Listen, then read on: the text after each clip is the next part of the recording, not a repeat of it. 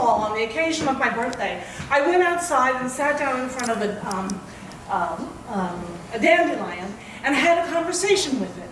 I told the dandelion that we were both lions because I was a Leo, being born in early August, and the dandelion, of course, was also a lion, and we were both related to the sun. The dandelion looking like the sun, being a little yellow flower. Well, many years later, I was invited to Russia to give a talk at a convention, languages of art, languages of science.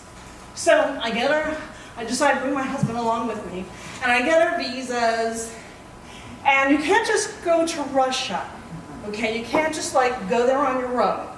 You have to go with a tour group, or you have to be formally invited by one of the ministries. And I was invited by the Ministry of Culture, but I brought my husband along anyway because he knows karate. So off we go to Russia, but when we get to the airport, they tell us that the dates on our visa are incorrect. Now we couldn't know this because the visa's all in Russian and neither of us speaks Russian. But they told us this was fine. Go ahead and get on the plane. So we did, and it was not fine. So while we're on the plane, we're having a lovely time because friends of ours had told us that they had been given a little paper that showed the Russian alphabet, which is kind of like the Greek alphabet, with a, the Roman alphabet. But we didn't get that piece of paper, so we couldn't put the words, we couldn't figure out the words. But they gave us a whole flyer of all these expensive Russian products, like Christian Dior clothes. And so we figured out what the Russian symbols were for our letters by looking at these ads, because we knew this is Christian Dior and this is, whatever famous clothing, pocketbooks, perfume, makeup, you have it. It's all that kind of stuff. So we make ourselves a little napkin that has our alphabet and their alphabet, and we give it to the steward and ask him, is this correct? And he looks at it and he smiles and he says yes. And he fills in a few letters that we haven't been able to figure out. This is very important because we're going to a country where we do not speak that language, and at least we need to be able to read some street signs. So we get there, and the first thing that happens is we are stopped by the KGB and not allowed to enter the country because our visa dates are wrong. So we have to pay about a $250 fine right there in cash. And then the KGB agent is very kindly, he takes us to a Russian hotel where normally Americans are not allowed to go to a Russian hotel because they have a class system on hotels. And if it's very, Americans go to the very expensive hotels, and then Europeans go to the next expensive one. Europeans who speak Russian go to the one that's a little more moderate priced, and Russians who have money go to another one, and then Russians who don't speak English or anything go to the bottom one. He took us to the bottom one. This was wonderful. It was a lovely hotel. And we're on the 5th floor, and there are no mosquitoes because this is in the height of summer. It's not the dog days, not quite, but it's near the solstice. So there's a huge bathtub, or deep. I take a nice big bath in that, and my husband watches Russian videos where they're all dancing and singing in Russian, and he's having a wonderful time, and I'm having a wonderful time. And they have this beautiful soap that smells of roses. And it's just so smooth on your skin and nice. But you have to remember not to drink the water because it's not safe to drink. Okay, so the next day we have to go and get to the convention, which is not in Moscow, which is where we are, and it's in another town, Suzdal. And let me also mention, I forgot, was that we were supposed to be picked up by a guy from the convention who had invited me. So we knew what he looked like. But when he saw us get arrested, he hightailed it. Oh. So we didn't know how we were going to get to the convention. We didn't speak any Russian, so we had a little problem here. So finally, they called around. We knew that my visa said I had the invitation from the Ministry of Culture. They call. So a woman there, her son, is in school in Moscow. Good. She calls her son, tells him, get us, take us to Switzerland. So he does. And he's a little communist, and I mean that literally.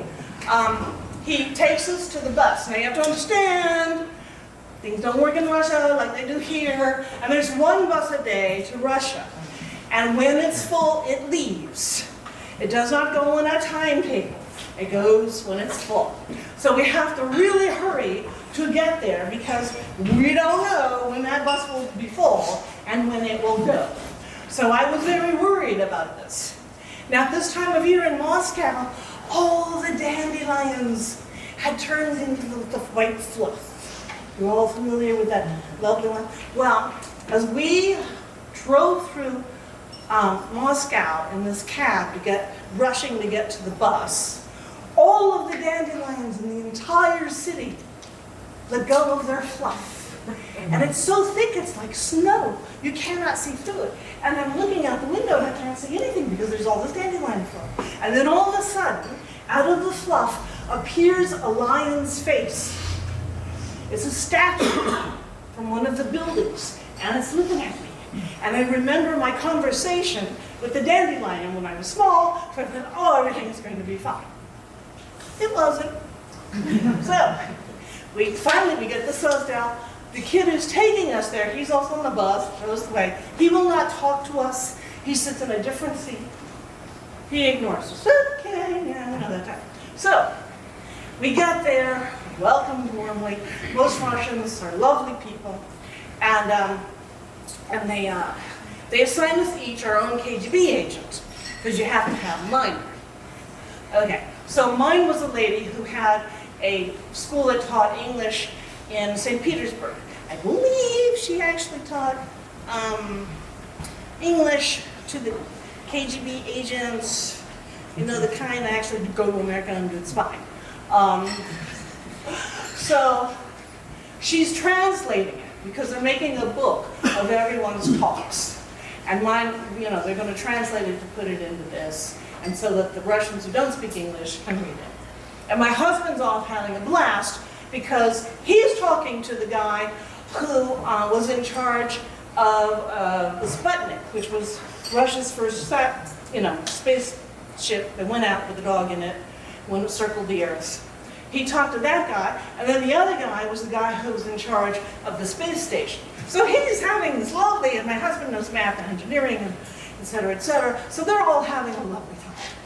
And I'm translating. And she tells me, Natasha, my KGB agent, that the Ministry of Culture and the Ministry of Defense are arguing over me.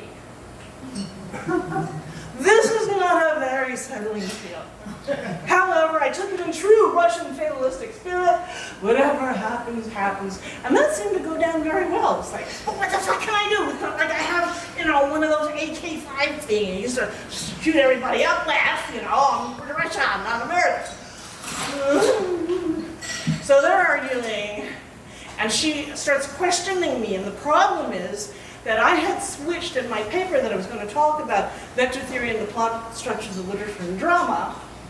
I took out all the examples of English language literature and put in exclusively Russian literature to honor Russia. I thought I was doing a nice thing. But actually, I had put in all of these stories that were on the forbidden list. So they read, I said, what should I do? Why did you do that? I want to honor Russia. Should I take them out? No. They should know these stories. You can leave them in. Oh, they know. Because this was Perestroika at that point. If I'm saying that correctly, but probably not. Which means that they had freed up for a little while under Gorbachev. Putin was taking power the next January, and this was in, you know, the June before. So,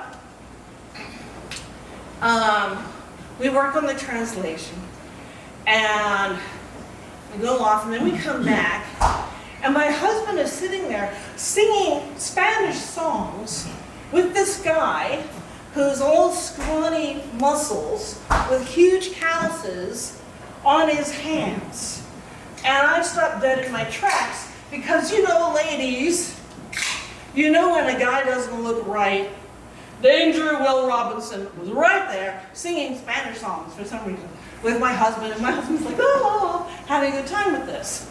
And they had changed my husband's KGB agent from the nice professor who invited me to this guy who claimed that he was an ultrasound technician. No, no, no, no. I had friends who were ultrasound technicians. No, ultrasound technicians usually are working with pregnant women, showing them pictures of their fetuses. No, that's not what this guy was. And he invited us to go, he was staying in a tent in the campground, and he invited us to go visit him in his campground. And I said, no thank you. And we did not go. I might have gone. Okay, so we took a walk that evening. There was no campground. He was not staying in a tent. Okay? Eventually we had to call the American Embassy and say there was a problem with our ticket because it didn't match the visa. And they told us, change your ticket. Leave what your visa says, because the problems that you're having, when other Americans have them, we cannot find them. So whatever you do, get onto that plane. So we got onto that plane, and we left Russia, but our names were not on the manifest. So when we arrived in America, this was pointed out to us, and we had to write a statement about it. And usually the guys with those knuckles, they take you out in the forest, and they dig the hole, and you get in, and they shoot you. So we barely escaped with our lives. Oh, So it was exciting, but it was terrifying.